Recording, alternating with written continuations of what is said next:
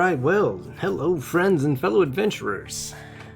We are jumping back into the Sins of Fless, which we left off last time as Fless made it back to the Crimson Jackal, which is what we named our appraisal shop, which is basically the headquarters of our Lamashton cult that we have or are getting ready to join officially. York said that he was going to go off do his other things that he needed to do for the rest of the day and also get ready for an initiation tonight for Fless to be initiated into the cult. So, but before we do that, we have until the end of the day to make 100 gold pieces if we locate this this worker at the brickyard. Now we're also looking for the worker to collect a debt from him. So if everything goes correctly, we should have close to 200 gold by the end of the day. Now obviously 92 of that gold is going to go back to the Crimson Jackal because that is the money that this person owes, and we are sent to collect that from said worker. Now, we do know Fless searched the residence of the worker, found nothing, and she returned to the Crimson Jackal, which is where we are right now, and when she was telling Vane, the little goblin worker that does all the appraisals and everything at the shop, about the kind of the wall she's ran into about not being able to find this man, Vane, the light bulb goes off in her head and she goes down to the basement and returns with a goblin dog. Now this goblin dog, unbeknownst to Fless, is going to be her new animal companion. Now let's figure out a couple things real quick about this goblin dog. Now I think, let me make that a little bit bigger. For what reason? Who knows? We're just going to zoom in right here on Crimson Jackal because that is where we currently are. And let's get our fate chart ready. Let's figure out how old this goblin dog is. Again, this is kind of neither here nor there, but I like figuring out small details about things.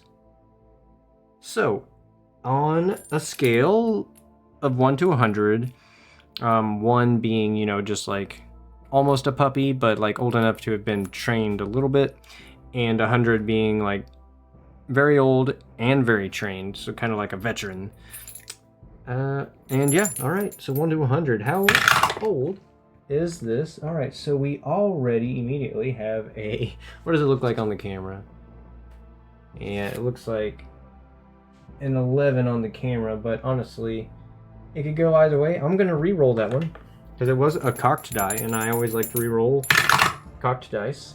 All right, 27, so young. So it's just barely reached adulthood, I'm thinking, with that roll. So it is very young, and it is very trained. So that is awesome. I'm going to keep that in mind. Now, one other thing I want to know about this situation is how does Fless feel about this? You know, so far we know she kind of likes her horse. We don't know the extent of like whether she just sees it as a beast of burden, or she liked it enough to give it a name, which is Lorne, which I have not forgotten about. Lorne, he is outside the gate. She asked him to stay out there, and before the end of the day she's gonna bring him into the city now that she's kind of gained access to the city, and she feels like she could probably go in and out a little. Maybe she'll have someone accompany her when she does so, just so the guards don't give her any crap for being a new face or something. Not that guards memorize every face, because this is a very large city. So I think if she's able to leave, come back. Anyway, I'm getting off track immediately in this video. Back to my question that I was going to ask is, how does Fless feel about this goblin dog? Now I'm just going to go ahead and say that she's obviously going to welcome its help. I'm not going to roll to find out if she takes it or not because I've already added it to her character sheet. But she knows that this is going to help her find this person. But does she see it as a tool or a friend? We will find it out. And we'll leave it as black and white as that. Does Fless see this dog as just a tool? 50-50, I think. With the chaos factor still at 5. I think I'm going to remain at 5 for the foreseeable future. Anyway, does Fless see this dog as simply a tool and a means to an end? 71 is a no. So she, because I said this at the end of the last video, and I'm going to touch on it again now, the dog has 3 legs. So I think it can get around very well. I think it's had 3 legs, maybe even at birth, and that is why these Lamashtuns have treated it so well. It looks like it's very well maintained. It does carry goblin pox because it's a goblin dog. Typically, I see that as kind of like being a form of mange, whereas maybe it wasn't well taken care of because goblins probably don't really groom their pets in a general sense as well, and perhaps that's where goblin pox. Who knows? Regardless, I'm going to think that it does kind of carry the goblin pox, but not because it hasn't been well taken care of, because it has. The Lamashtuns prize this dog specifically, and probably any other pets they have visible deformities of some kind. But Fless really sees this because her faith in her goddess Lamashtu is very strong. So she sees subtle things like that as very, very profound. So, long story short, she likes this dog so far. She humbly accepts the help of the goblin dog as Vane brings it upstairs, and I'm not gonna say her eyes light up necessarily because I don't think Fless is like that, but Fless's scour seems to fade ever so slightly as she sees the goblin dog. This will assist me greatly. You say it is well trained at sniffing things out. This will be useful for, well, I don't exactly know where I am going or what I am looking for. Again, I'm going to talk Fless like an old lady. And Vane nods. She's like, you're welcome. Just treat it well and return it when you're done with it. Which Fless is not going to return it, but we'll figure out how and why later. But yes, you're welcome to use it for as long as you need. I must get back to my work. If you need me, just ask. I can take breaks, but the faster I get these appraised, the more money we can make, you know. Yes, of course. I will be on my way now. Come on, dog thing. Oh wait, Vane. Does this dog have a name, perhaps? Does this dog have a name right now? I think since I've kind of just described it as being pretty highly thought of around here, I think that it's nearly certain that this dog has a name. Does the dog have a name? 21, yes it does. Not extreme, yes, but yes. It does already have a name. Let's figure out a name for this goblin dog.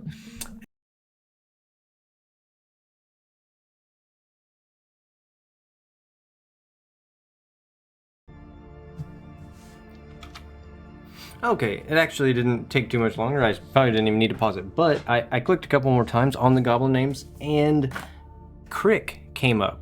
C-R-I-K. Kind of like cricket, I guess. Which now that I say that, it makes me like it a little bit less, but I'm gonna go with it. I don't like to overthink things, or I would just have paralysis and be stuck on one thing, never deciding. So Crick, his name is Crick. Let's throw that down in our hero lab so I don't forget it. Because that could happen. Oh, gotta go to the build, then go to the profile, animal companion. His name is C-R-I-K, Crick. I like it. Maybe he has kind of like a crick in his neck. Maybe his neck is like instead of standing perfectly straight and, you know, his head's straight on, you know, he has it just kind of like leans to one side a little bit. I like that, and that kind of gives him a little more personality and a little more Lamashton flavor. So we're on scene 3. Okay, and that reminds me, while I'm here, I'm going to add in a sanity level. So I think I touched on this in the previous video. I was going to implement sanity somehow into this, and I think I've found a way. I'm going to do it. So it's similar to the Chaos Factor, if anybody's done Mythic.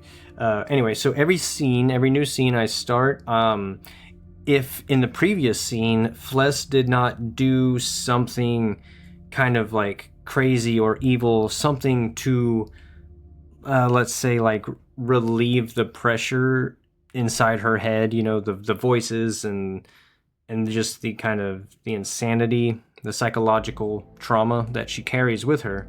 If she doesn't do something in the previous scene to relieve that, to release it, I'm gonna go up a point in the next scene, and if we reach 6 or 10, those two numbers I've been bouncing back between. Let's go out of 6. So I'll say we're at 4 out of 6 right now.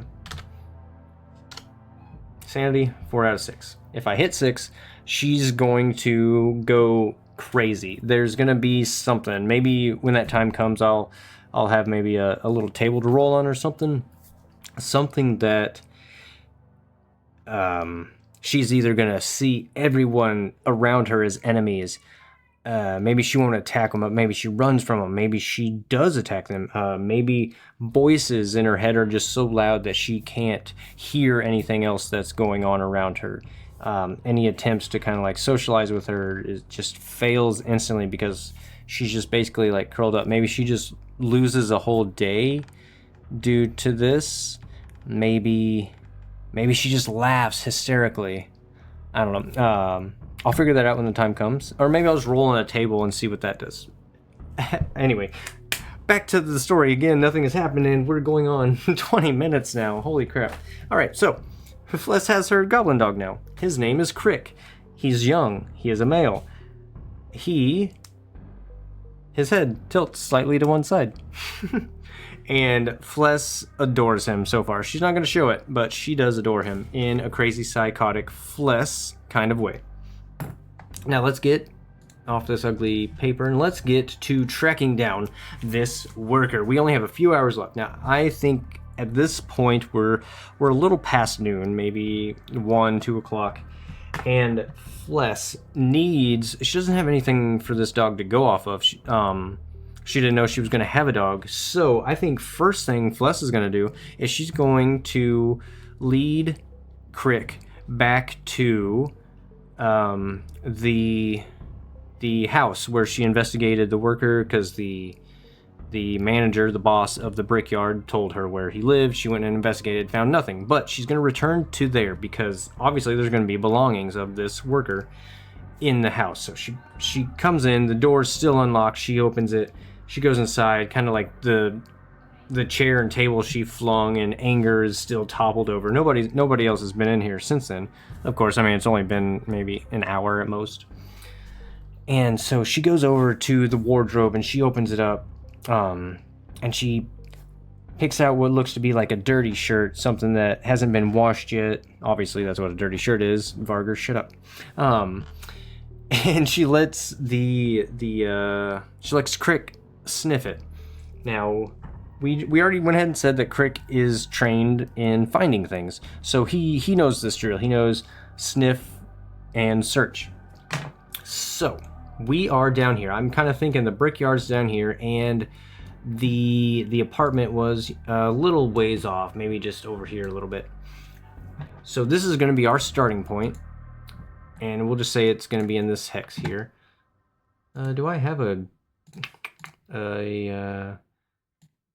thing for Fless? I do. Okay, so that's going to represent what hex we're in right now. So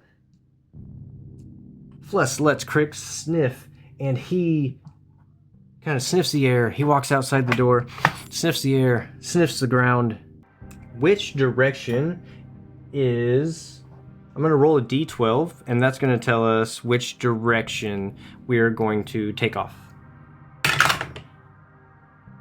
And that is a 3, so 3 o'clock. That's going to be towards the brickyard, actually. Kind of how I handled random directions is with the d12, you know, you would think about it like the military method, like 12 o'clock is straight ahead, but which would be north, effectively, on the map. 3 o'clock is east, 6 o'clock south, and 9 o'clock west, and any variation of in-betweens. So, we are headed east to the brickyard. Now, how are we gonna... I think it's very unlikely, and maybe we'll do it this way. We're thinking he's in the city somewhere. So I'm going to start on impossible odds, and I'm going to go up from there. So is this the hex where we're going to find the worker? It's impossible. So no, it is not. So we're going to go another hex. So Crick just keeps his nose to the ground. He kind of pauses for a second. He looks down one alleyway, he looks down the busy road, and he continues down the busy road. Next, we're going to head 11. Perfect, that is kind of like northwest, okay? So we head up. Now, that's going to jump our odds up to nearly impossible. Is this the hex where we're going to find the worker? 73? No, we are not. We are going to continue. Crick keeps his nose to the ground, traveling. Which way does it? Oh, we go... Alright, we're going to go east again, but east directly would kind of put us into the water, so I'm going to go a little northeast with that roll. Now, is this where we find our worker?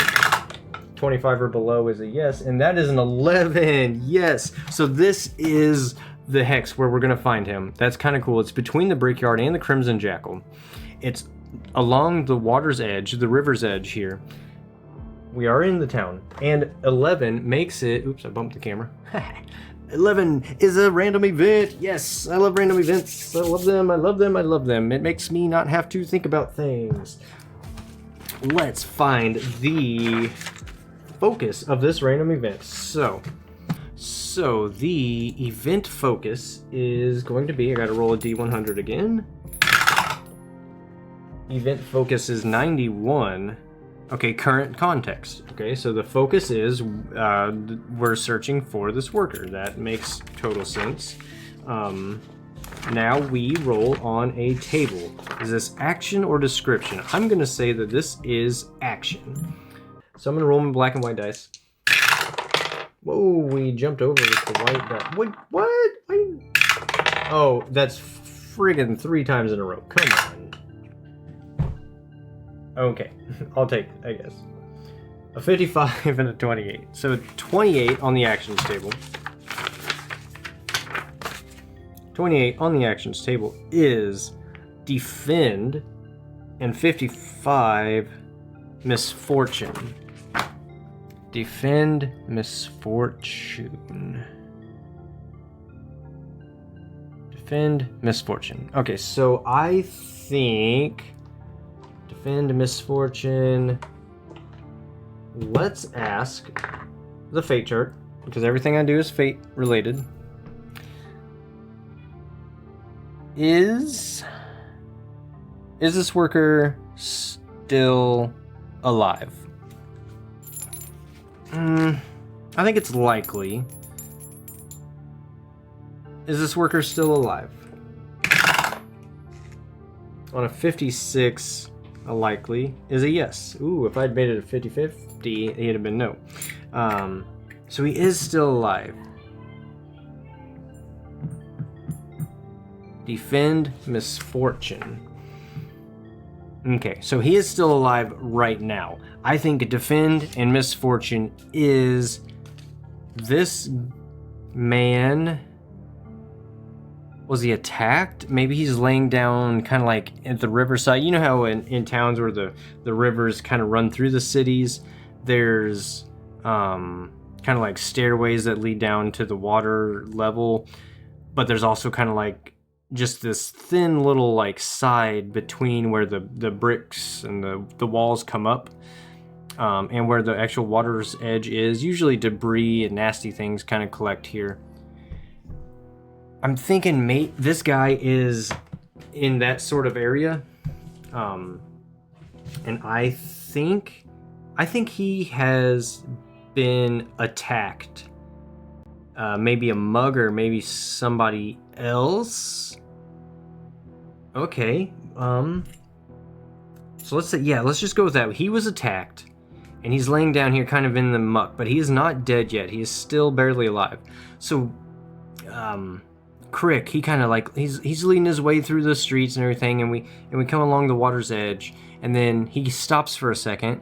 He kind of sticks his head over the edge. I'm seeing there's kind of like railings, probably wooden railings, not metal railings, because this is the poor district after all. And he kind of like, Crick sticks his head over the edge of the wall and looks down towards the water's edge. And Fless kind of leans over too. The handrail is very unsturdy. She starts to lean, and the handrail kind of starts to give, so she backs off. But she looks down, and sure enough, down below, they can see something. So Crick kind of like takes off to the nearest staircase leading down, and he leads down. Fless follows him. They get down there to this man who is laying in the muck. Let's see, what happened to this man? Let's go with descriptors. Kind of what does Fless see as she approaches down here? I'm gonna flip out if that dice does not stop jumping out of there. I guess I put this, I don't know if you can see, I put this little piece of, what would you call it? Foam. It's really thin foam in there to try to muffle, because I had to modify my tower so that these new dice, they're a bit bigger if you can't tell. But the dice were getting stuck in the dice tower, so I had to modify it a little bit. And I guess I'll just have to remove that piece of foam real quick. Okay, there we go. Foam has been removed. Let me get my camera adjusted a little bit better. There we go. And I didn't look at the roll I took the first time, so we're gonna go again. Maybe this will... There we go. That's a little better. All right, so we got 27 on descriptor table. Emotionally, and 01 abnormal. Ooh, emotionally abnormal. So we come down here, and this man is emotionally abnormal. He's very distraught. He has been attacked. Ooh, I like this. Okay, so he has been attacked, but he wasn't attacked by weapons. There's no stab wounds or anything. He was attacked by some kind of magic, some kind of mental magic that maybe it erased his memory, maybe it erased like more than just like recent memory. Oh yeah, let's ask that. So we're saying he was attacked by some form of mental magic. Did this mental magic erase like a lot of his, like basically everything except how to breathe? So he's not just like, he's basically like an infant. I'll go with very likely. Is that the case? Did this spell basically erase his memory? On a very likely 75, ooh, is exactly a yes. So yes, this man, we get down there, and Fless kind of approaches the man. Crick just runs right up to him, it's like sniffing him, almost kind of like nibbling on him a little bit. Not viciously, but kind of like, I found my prey. I found the ball. Good boy. So Crick's kind of a little excited as he found his quarry. But Fless approaches, and she sees the man, and he's just kind of sitting there. His head's just kind of nodding back and forth. He's just kind of looking off in the distance. His mouth is kind of like a fish does when they're out of water, just kind of open and closed. She kind of kicks his leg a little bit. Excuse me. Are you perhaps the worker from the brickyard? And he he turns and looks at her, and his eyes are just really wide, like a baby would. If you were talking to like a newborn baby, and it kind of like looks at you, its mouth is open, it's kind of happy a little bit. That's how this man is looking at Fless right now. He no words, nothing. Are you alright? This... She kind of looks down at Crick, and I think she'll talk to Crick because she knows that he can't talk back, and she's, you know, a little crazy anyway. Not that talking to your pets is crazy. That would make me very crazy. Maybe I am. But Fless just kind of looks at Crick, and she's like, Nah, I don't think this man is all there. Not that I can, say much in that category, but... And she... what is she going to do in this situation? Again, I'm not good at playing, like, evil people. I don't see Fless as evil, but I see her as bad. I don't see her as genuinely good. She's not gonna like help this guy up and be like, "Hey, let's go find your memories, buddy." But her task right now is to find this worker and bring him back to the brickyard. I'll say this probably took another hour of her walking down there, and they kind of... I think Crick was pretty quick on his scouting abilities. So about an hour. It's 3 o'clock, kind of mid-afternoon at this point.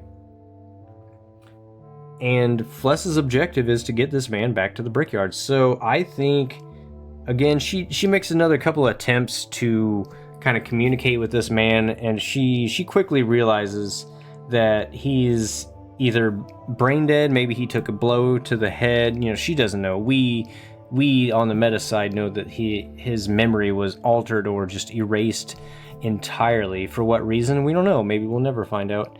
Honestly, I'm kind of thinking in my head, future plot wise, maybe this is something to do with the Shalenites, and I'm thinking there's some bad Shalenites mixed in with the good ones, and they're kind of the ones that our cult is trying to do whatever we're doing to stop the rise of power from the Shalenites here. 42 minutes. Oh, okay. I'm gonna wrap this up real quick. So, Fless she kind of like finally gets the man's like arm over her neck. Now she's a little shorter, and let's just say this man's a human, just for simplicity purposes. And so she's a little shorter, but she can kind of like get his arm over around her neck and her shoulders, and she's kind of basically carrying his whole weight. He's kind of just like dragging his legs behind him again because he maybe he can like stumble a little bit. Like he's toddler age mentally. He can walk and maybe like say baba. So he's just saying little random words, and he's happy, and he's like trying to like touch the other people as they're kind of like walking through the streets. People walk by, kind of give a little side eye, but they're probably just thinking that this man's drunk or something. Anyway, Fless gets him back to the brickyard. Let's say another hour goes by. About 4 o'clock in the afternoon, Fless gets him back to the brickyard, and she kind of drags him in, and she sees the man at the front desk again. I have returned, and I have your worker here. Where's your boss? Fetch him immediately. Got a player as kind of a bitch. And the goblin just immediately goes and does that because she, you know what? Hey, let's make that. Can I coerce? Let's see. Let's get off of that. Let's go to that. Let's go to play, and let's check real quick. Runt boss hobgoblin. Success on intimidation to coerce a goblin is a critical success instead. So what is coerce? I know it's intimidation. Fless is okay at intimidation. So to coerce somebody, it would be against the will DC. Now let's just say this goblin lady. I know there's goblins. Let's find me a goblin real quick.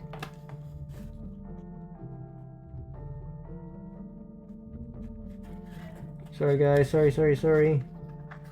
Alright, a Goblin War Chanter. Good enough. Alright, so they have a will DC of +5. So let's actually do another Pathfinder roll. I know it's they're few and far between in this Pathfinder actual play. So a DC 15 with a +5. So Fless has to roll 10 or higher. So she kind of, she barks at order like, go get your boss and bring him here immediately. And... ooh, with a 14, she does it. And any success is treated as a critical success. So the target gives you information you seek or agrees to follow the directives so long as you aren't to harm the target in any way. So it basically, yeah, the goblin just like drops whatever he was doing. I think we established it was a male when we came here the first time. So he just immediately drops everything he's doing and just like runs, sprints to get to the boss. And the boss comes out front and Fless like, here is your worker. That'll be 100 gold pieces, please. And does the boss just give the gold away easily? Kind of like, fine, this is him, even though he's not what he was. You did what you asked for? Does he just do that right off the bat? Let's say 50-50. Oh, 66, no. Okay, 66, no. Do we do a random event? I said I was gonna do one for every... for every double. We're getting short on time, though. Let's do it. Okay. I said I was going to. I'm gonna stick to it. So no, he does not immediately give her the money. But why? Maybe this random event will tell us why. A 43 on the event focus is an NPC negative. Okay. NPC negative means we need to go to our adventure list and our NPCs. We need to find out which NPC is having something negative done to them. So we need to roll a D4 to find out who we're going to draw from. So that's 2. So that's the top. So now we roll a D10 to figure out who the NPC negative is coming from. And that is going to be the Church of Shaylin. Okay. A negative to the Church of Shaylin. I like that. Okay, let's see how, real quick. Let's see what that does. It just says NPC negative. So something negative is happening to the Shaylinites here in town. Okay, I like that. Action. Let's roll with action. Something action is happening to them. 92. Transform. 78. Project. Transform. Project. Okay. Negative. Shaylin. Transform. Project. I think let's go with what I was literally just talking about. I like that. Okay, so transform project. It's a negative. So the reason this is a negative NPC negative, it's negative because the boss here at the Brickyard, I'm thinking the Brickyard is a pretty significant source in this town. So you know, they're kind of highly sought of. So the boss here he's gonna be really in the know. So as soon as he sees the worker, he recognizes that this man's brain has been basically wiped, like 100% wiped. So he just kind of like, I ain't giving you the reward. Look at him. This man can't even barely stand up. There's the Church of the Shaylins. They've been doing this. There've been people found all over town. Their memories wiped. They're the only ones we know of around here that have that kind of magic. I don't know why they're doing it, but they are doing it. And I ain't giving you your pay for this brain dead guy. I need a worker. I said bring me a worker. No, you said bring you the man that was missing, or bring you a worker. I brought you the man that was missing, so you will give me my money. And she is going to attempt another intimidation check. And I'm going to make that I'm gonna make it a 14 for an intimidation check. A DC 14, and she has a +5, which we just saw. I'll double check. Intimidation +5. She's gonna make an intimidation check to get her money. 18. Ooh, that's a success. It's almost a critical success, but it was just a normal success. So she kind of barks back at him. You will give me my money. And the boss can see that her hand is reaching for her rapier at her side, and he's like, "Oh, okay, wait now. It's no need for that. I'll get it." And he kind of like looks at the goblin, who's again back behind the desk at this point, and he just kind of like notions, like with urgency, like go get the money. And again, the goblin takes off like a sprint runner and comes back with the bag of gold, and he gives the 100 gold to Fless. Sorry, I'm trying to think ahead and back all at the same time. So he gives the bag of gold to Fless, and Fless kind of like feels the weight of it, and she just kind of nods, puts it in her coin purse. She turns and she kind of pets Crick on the head. Now she's immune to goblin pox, so she can touch goblin pox just fine, which is another very kind of symbiotic relationship there. So she kind of gives his head a little scratch, and a little bit of dander falls off, which is basically just the goblin pox falling onto the ground. So anybody that walks over this area might contract goblin pox in the future. It's kind of funny. And so with a satisfied grimace on her face, Fless walks off into the sunset. And it's not really sunset yet, but she walks off back towards the Crimson Jackal. So I think she's going to probably... I'm gonna stop it there. I'm not going to continue. Let's throw that down in my notes. I won't bore you guys with the note taking though, but I will sign off now. And we will pick up next time where we left off. Thank you guys so much for watching. If you did, I liked that episode. It went a little longer than normal, and I kind of rambled on a little more than normal, but it was fun. So thank you guys, and I will see you again in the next one. Goodbye, friends.